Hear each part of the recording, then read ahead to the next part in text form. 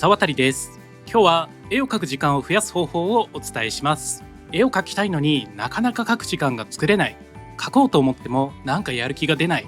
家にいる時間は増えたのになぜか絵を描く時間は減った。こんな悩みありませんか？実はこれは絵の技術の問題でもやる気の問題でもありません。なぜ絵を描く時間が取れないのか、その本当の理由は意外なところにあったんです。今日はたった10分の朝の習慣で絵を描く時間を劇的に増やす方法をお話しします。この方法を実践すると絵を描く時間が自然と増え、集中力も向上し、毎日楽しくイラスト制作ができるようになります。私自身もこの方法をやってみて実際に絵を描く時間がすごく増えました。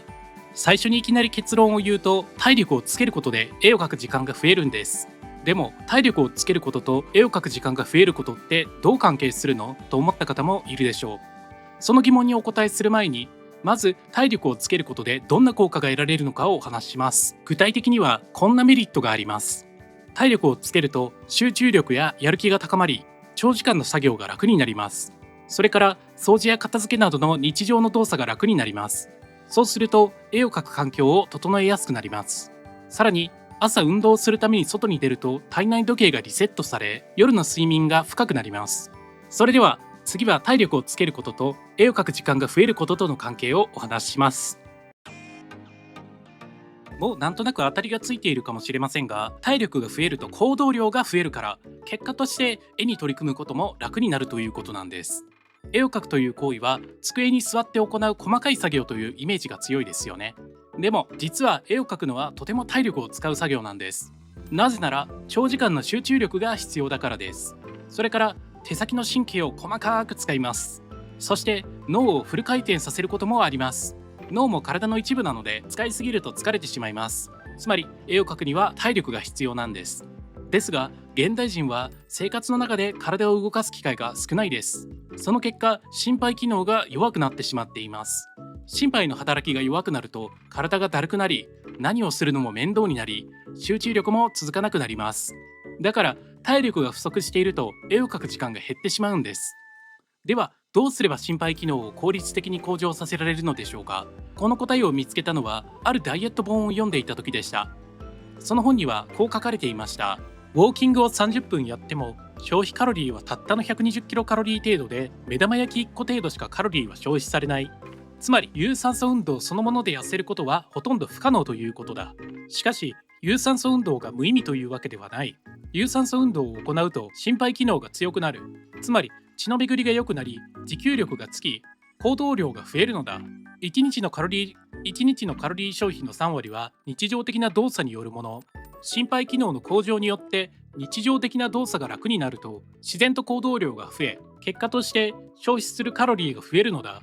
というわけで有酸素運動をしましょう。スローペースのウォーキングよりも早歩きのウォーキング、早歩きのウォーキングよりもスローペースのジョギングの方が負荷が高い。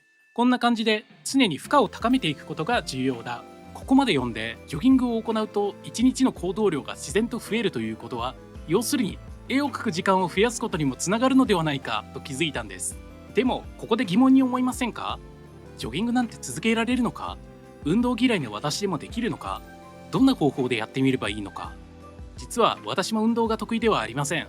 でもある工夫をしたことで誰でも続けられる方法を見つけたんです。その工夫は一体何だったのか、次のセクションで具体的なやり方をお話しします。では実際にどうやって体力をつければよいのでしょうか。私がやってみたモーニングコンビニジョギングの方法をお話しします。運動なんて続けられないと思う方もいるでしょう。でも安心してください。実はこの方法ならこれまで運動が長続きしなかったという方でも続けられるんです。なぜならメジャーリーグなどでも使われている実践的な習慣化のテクニックを利用しているからです。基本的なやり方をお話しします。具体的には朝近所のコンビニまでコーヒーを買いに行くまでの距離をジョギングするだけです。距離は往復1キロぐらいです。本によれば余裕でこなせる程度の強さでは心肺機能の向上には意味がなく、軽く息が上がる程度の負荷が重要なんだそうです。心拍数で言えば130程度とはいえ、私は心拍数を測れるようなスマートウォッチは持っていないので、本を参考に10分程度ならギリ続けられる強度で行うことにしました。習慣化のためのテクニックとして、やりたいことをやるために新しい習慣を行う必要があるという仕組みを作るという方法があります。ここで言えば朝コンビニのコーヒーを買うためにはそこまで走る必要があるという仕組みです。日本のコンビニにはドリップコーヒーマシンが設置されており、なかなか美味しいことが知られています。私は普段安いインスタントコーヒーばかり飲んでいるので、コンビニのコーヒーがすごくうまく感じるんです。だからコンビニに行くのは全然苦痛ではありません。ジョギングが多少辛くてもコーヒーが美味しいことを思い出すことで続けられるんです。ただしコーヒーが好きな方ばかりではないでしょうから、そういった方は駄菓子など自分にとって嬉しい何かを目的にしてみてください。近くにコンビニなんてないよという方は目的地を自販機などにしてみても良いでしょう。とはいえ運動は中学生の頃の部活以来の私にとっては走るということ自体がかなり辛いことでした。下手すると歩くより遅いスピードでノロノロ走りコンビニまで行きました。朝登校するために歩いている高校生に全く追いつけないスピードで鮮やかにコンビニに通う生活を始めたのです。客観的に見ると相当間抜けだったと思います。でも何かを始める時というのはうまくできなくて当たり前です。そういう恥をさらすことをためらわないからこそ後により大きなことができるんです。でもここで一番気になるのは実際に効果はあったのかということですよね。本当に絵を描く時間が増えたのか、どのくらいの期間で効果が実感できるのか。実は私がやってみた結果、予想をはるかに超える効果があったんです。その驚くべき効果を次にお話しします。では実際にこの方法を試してみた結果をお話しします。さて、芋虫のようなスピードでコンビニまで走り始めた私は数日後、とあることに気づきました。掃除、洗濯、片付けといった日常の動作が明らかに以前より楽にできるようになっていたんです。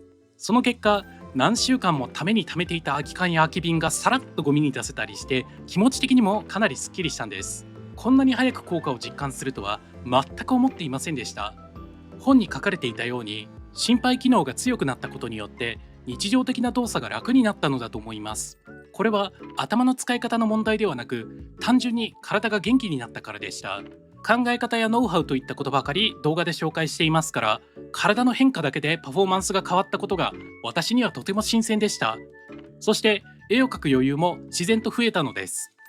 ジョギング自体にも変化が生まれました。最初は走るということ自体でいっぱいいっぱいでした。ゆっくり歩くのと同じぐらいのペースで精一杯だったのが、1週間も経過する頃には走ること自体には余裕が生まれてきていたんです。2週間経つ頃には歩くよりも少し速いペースで走れるようになってきました。あ、俺走れるようになったんだという実感を得た時は結構嬉しかったですね。何しろ大人になってからはほとんど走ることもなくなり、そのうち本当に走れなくなっていましたから。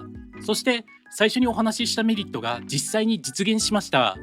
集中力の向上で長い時間のお絵描き作業に集中できるようになりました。体が元気になり、自然と絵を描きたくなりました。毎日の動作が楽になり、掃除や片付けが楽になって、絵を描く環境も少し整いました。朝の運動で体内時計がリセットされ、夜の睡眠が深くなりました。毎日のジョギングという小さな目標を達成することで自信も生まれました。でもここで重要なことをお話ししなければなりません。実はこの方法をやってみる上で最も大きな壁があるんです。それは技術的な問題でも時間の問題でもありません。実は心の問題だったんです。その壁とは一体何なのか、そしてどう乗り越えればいいのか、次のセクションでその答えをお話しします。最も大きな壁、それは恥をさらすことへの恐怖です。先ほどもお話しした通り、ジョギングを始めたばかりの私は歩くより遅いスピードでノロノロ走っていたので、客観的に見て相当間抜けでした。颯爽と走っている他のランナーも見かけますし、その辺の歩行者から変な目を向けられたこともありました。こういった恥に耐えられない人も多いと思うんです。そう思うのは昔ディスコードのお絵かきサーバーでの経験があるからです。ある時、ある初心者が毎日クロッキーしたいと言いました。当時そのサーバーの中で毎日クロッキーをアップすることが流行ってたんですよね。そこで私がまずは1日5分でもいいから続けることが重要とアドバイスすると、ある美大生が1日5分なんか意味ないよと言ってきました。実はその美大生も以前は毎日クロッキーをアップしていたんですが、途中でやめてしまっていた人でした。それは1日5分のクロッキーなんてしょぼいことをしてまで続けるというのが恥ずかしいと感じていたからでしょう。でも結果的にそのプライドが原因でクロッキーを続けることができなくなってしまったと言えるのです。でも何かを始める時というのはうまくできなくて当たり前です。私も同じです。しかしそういう恥をさらすことをためらわないからこそ後により大きなことができるんです。恥をさらすのは嫌だと思う方もいるでしょう。でもそのプライドが実はあなたの成長を一番邪魔しているものなんです。重要なのは完璧にできることではなく、続けることです。小さくても確実に前進することで必ず変化が生まれます。動けば必ず何かが変わります。今日お伝えした内容で特に覚えておいてほしいポイントがあります。絵を描く時間が作れないという問題の本質は、技術の問題ではなく体力の問題だということです。解決方法は朝の軽い運動で心肺の働きを良くすることです。具体的な方法は近所のコンビニまで軽くジョギングして楽しみなものを買うことです。期待できる効果は日常の動作が楽になり、自然と絵を描く環境が整い、絵を描く時間が増えることです。でもここで重要なのは、なぜこの方法が効果的なのかを理解することです。軽く息が上がる程度の運動で心肺を強くすることで、1日の体を動かす量全体が自然と増える。これがポイントなんです。明日の朝10分だけ外を走ってみてください。近所のコンビニや自販機まで楽しみなものを買いに行ってみてください。それだけです。でももしそれでも続けられるか不安という方がいたら安心してください。最初は私も歩きよりも遅いスピードでした。重要なのは完璧にやることではなく、続けることなんです。きっと絵を描く時間が増えるはずです。それでは今回はここまでです。ご視聴ありがとうございました。